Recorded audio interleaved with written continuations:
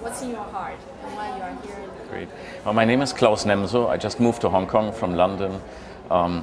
My specialty is around virtual worlds and how you can use immersive 3D spaces to business and to communication in general. And that's how I think I got to Culturemondo, because Gino from Hong Kong, we spoke about virtual worlds and those kinds of things, and he invited me to come here. And I'm very pleased to be here. It's a very interesting event.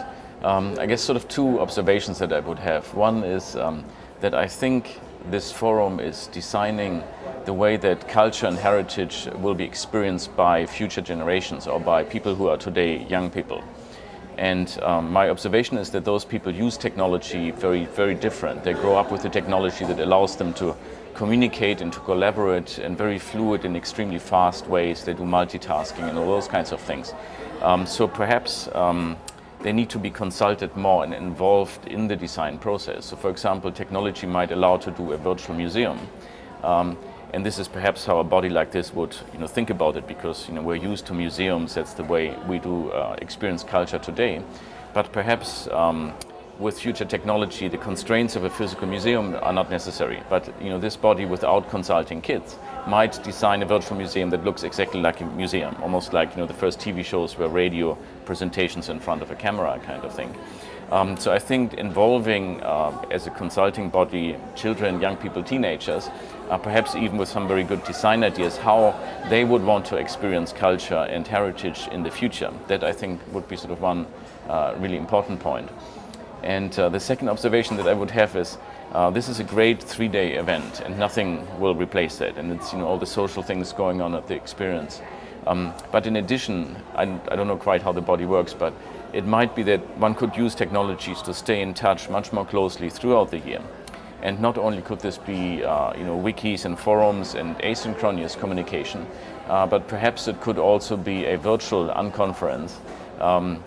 Perhaps something like every month you could get together in a virtual space, but in real time, as opposed to, or in addition to asynchronous blog posts and so forth, Flickr posts and so forth, you could get together virtually in a virtual world for half an hour every month. And so you could have an unconference going into perhaps into depth into more topics over the year, which might allow you to build up interesting topics and perhaps to test topics for the 3-day event. But also, that's sort of the preparation for that. But also after the event, you might find that during this 3-day event, you didn't have enough time to go into particular topics of interest because you didn't expect they would be so interesting.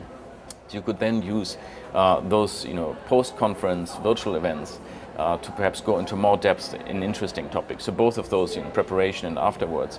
And this would be something that would be in some way similar to a real event, where you get together in real time, so you have discussions, you share material and ideas and so forth. And perhaps then if you combine those two thoughts, because perhaps that would be an idea of bringing in young people in this virtual space. So those are sort of to involve young people more in the design of cultural experiences. And they might actually, one could learn perhaps also a little bit in terms of speed and a non-bureaucratic, very fresh approach. Why don't we just do it that way? Because in bodies that are involved in government institutions, sometimes one tends to take constraints and the time it takes to do certain things for granted. And sometimes I'm surprised how fresh kids take something that doing a video with Final Cut Pro, which an adult would think this is I need to do 3 weeks of training. Kids take these things, they might not be perfect, but within a few hours they work with things that adults wouldn't think were possible. So taking sort of this fresh approach and do things perhaps much faster might also be something we could learn from young people. Well, I guess for those areas where you could at least create internet access and ideally broadband access, and perhaps those might be access points in schools or public libraries. So in countries where perhaps the broadband and PC infrastructure isn't economically feasible in the short term in terms of home penetration, but perhaps you could put it into those public spaces, then I think absolutely you could get very interesting ideas and new concepts and perhaps learn about issues that people have locally, because I'm sure they would pick up the use of that technology very, very quickly. The other point to do that perhaps is just to use mobile devices. So even current low-end mobile phones with SMS, you could, if you construct it in the right way, collect ideas and criticism and points just through simple SMS mobile phones.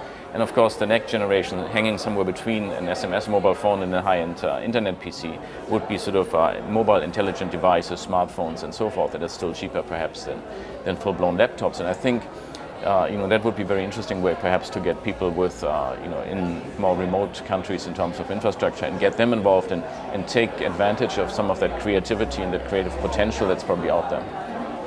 And so far, have you identified any tools or things that are useful to do what you are most passionate about? Well, yeah, there are a number of tools on the virtual space. For example, there's, Second Life is quite well known, although usually it's much less known for what it's really good, which is in conferences, academic get-togethers.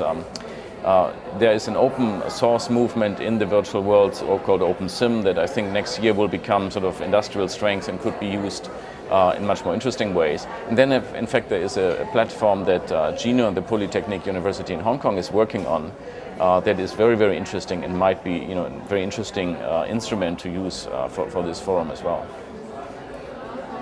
I think you really add some very interesting and creative ideas into this process. I wish that you contribute more into this forum, and then because I know that Culturemondo is also looking at new ways and new models.